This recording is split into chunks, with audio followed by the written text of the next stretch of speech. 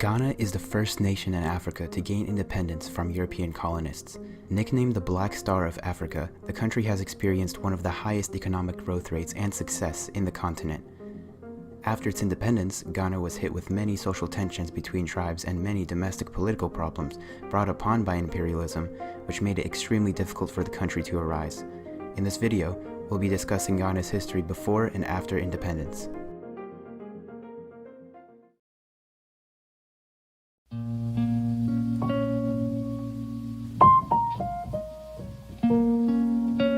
In the 16 and 1700s, slave trade happened between Africa and Europe.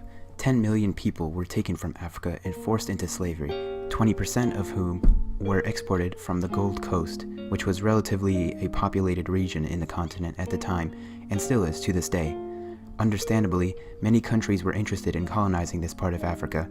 The Portuguese did in 1482 at Fort Elmina, but in 1642 were forced out by the Dutch.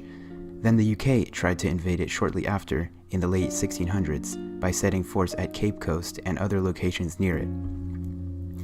The Dutch obviously didn't allow that, and both nations burst into war in the area.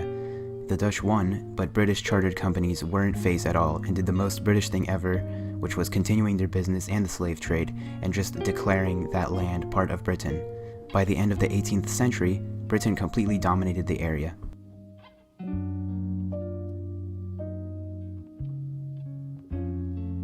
By 1901, Britain had established a colony incorporating all of the Gold Coast, kingdoms and tribes, many of which didn't get along well. Like the other European colonists, Britain just drew lines as borders without consideration for the ethnicities and possible disturbances they might cause in some tribes' developments. They exploited the area by mass exporting a variety of natural resources such as metal ores, ivory, pepper, timber, grain, cocoa, diamond, and gold. A railway system built by the colonists was built for transporting these and still stands as Ghana's railway system today. Britain also built Western-style hospitals and schools to provide modern amenities for the people of the empire. Native Ghanaians often completed their higher education at these universities.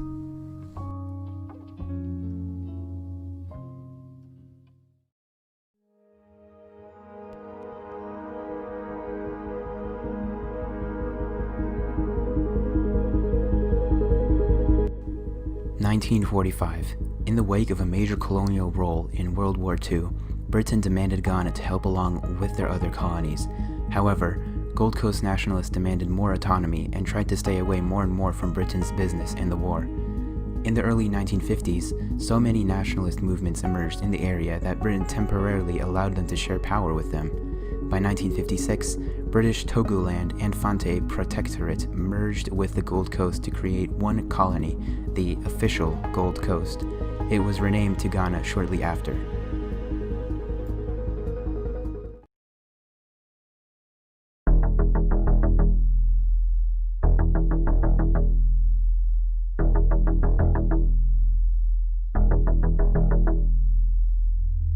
The first 3.5 decades of Ghana's independence have been characterized by short-lived civilian governments interspersed with military regimes.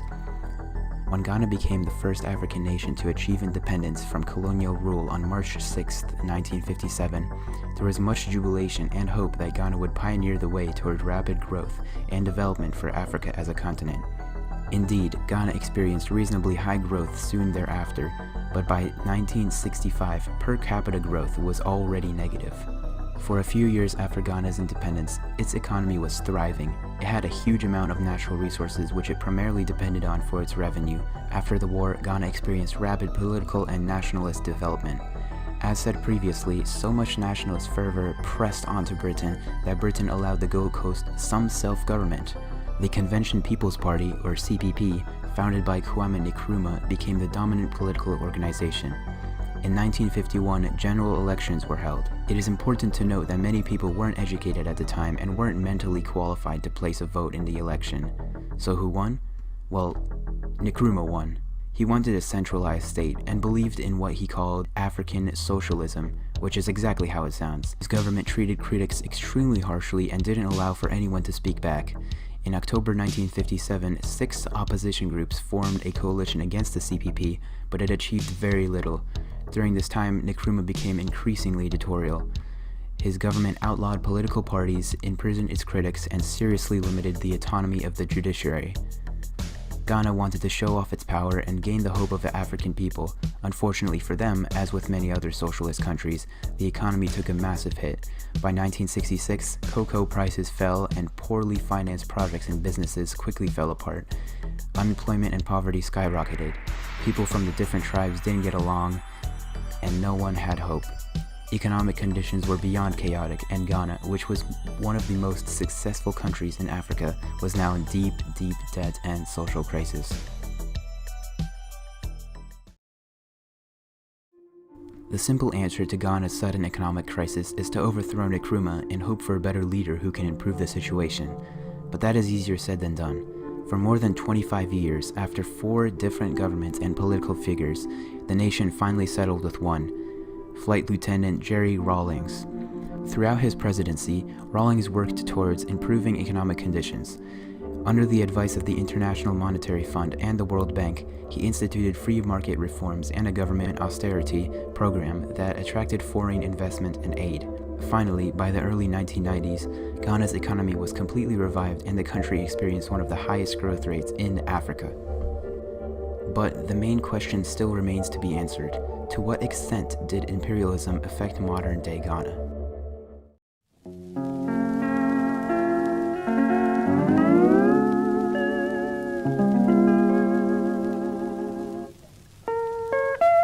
Today, Ghana mainly exports resources such as cocoa, crude oil, gold, and timber, much like it did during its imperialist times.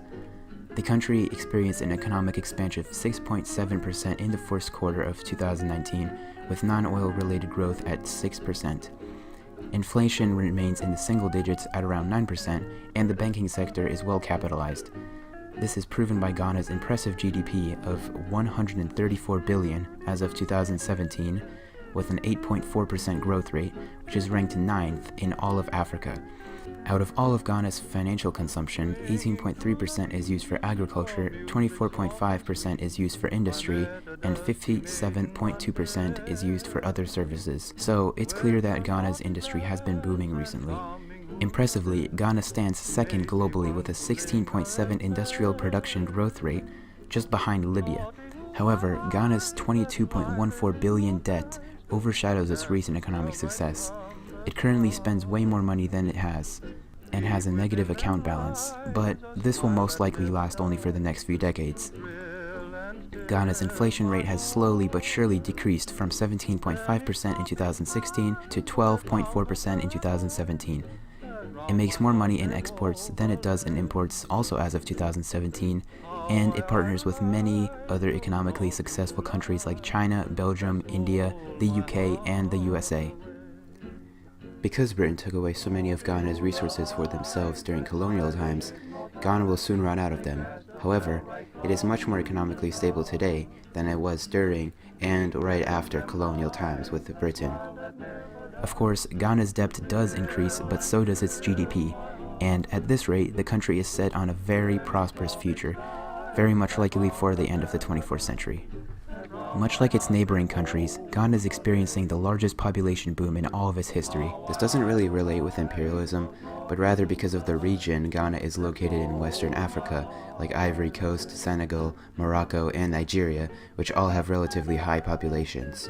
The population is currently just under 31 million, while a few years ago, in December 2013, it was at 25 million. This means that the population growth rate is at 2.16%. Also, 56.1% of those people live in urban cities where the rate of urbanization is 3.34%, which also benefits Ghana's economic prosperity. During colonialism, although there was some available education at schools, people rarely attended them. Ghanaian kids weren't encouraged to learn, and as a result, many people today aren't educated in Ghana. Over the years, however, this has all changed. Today, Ghana's literacy rate is at a whopping 79%, which in 1960 was only at 25%. Finally, unemployment rate is rapidly increasing as well. In 2013, it stood at 5.2%, and just 2 years later, it grew to 11.9%. But behind the success lies some social problems. Because of the European powers' inconsideration when drawing borders in Africa, many of the ethnic populations spark tensions to this day in Ghana, and many people can't communicate with each other well due to the many languages spoken in such a small area. Additionally, Ghana is a source of forced labor and human trafficking. Men, women, and particularly children are subject into forced labor in domestic service, begging, mining, agriculture, and prostitution. However, the country is making significant efforts to investigate and prosecute trafficking offenses, but failed in 2014 because the government failed to provide law enforcement with a proper operating budget. Fewer victims are identified today compared to 2014 because the government does not provide any support to the country's human trafficking fund. In general, Ghana isn't really prepared to govern itself. As a fairly new country with a long history of being under the influence of other powers, it didn't really need to worry about its domestic problems then, since they were all covered by their colonists. This is evident by Ghana's wide range of political regimes and figures noted before in the video. But once again, today it is all different. The recent few presidents have focused specifically on improving Ghana as a nation, and after Rawlings, the president today is Nana Akufo-Addo. In the years before his presidency, there were some uncertainties, but overall everything is set in place and is working very smoothly. In recent years, there have been several high-profile bribery scandals involving top officials, including a major one in 2015 to 2016 that forced many judges from office. Although both NDC and MPP-led governments had taken steps to combat corruption, new cases have regularly emerged during the administrations of both parties. Finally, there is a geographic issue between Ghana and the Ivory Coast, as there is a maritime border dispute between the two. But there is some good news. Ghana did hold a general election on December 7, 2016, and was generally regarded as free and fair despite the tensions and political violence. English is still the official language, spoken by 31.2% of all the population. More kids are taught how to read, write, and speak in English than ever before in Ghana's rapidly improving school systems. Finally, Ghana maintains a free and active press with a generally positive record on upholding individual rights and freedoms. In 2015, Ghana signed the first U.S. bilateral Child Protection Compact Partnership, a multi-year plan to address child sex trafficking and forced labor. And as mentioned above, Ghana is also on a road to a good economic future.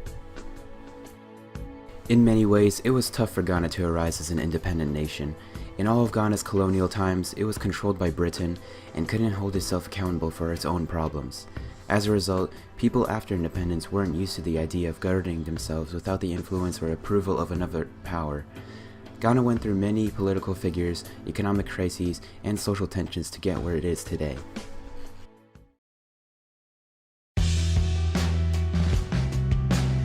Ghana clearly has a bright future. Its political and social connections are gradually improving, and it is most definitely economically worthy of becoming an industrial and financial powerhouse in Africa. It is one of the continent's most thriving countries, and without a doubt, it will shine as a black star of Africa in the near future.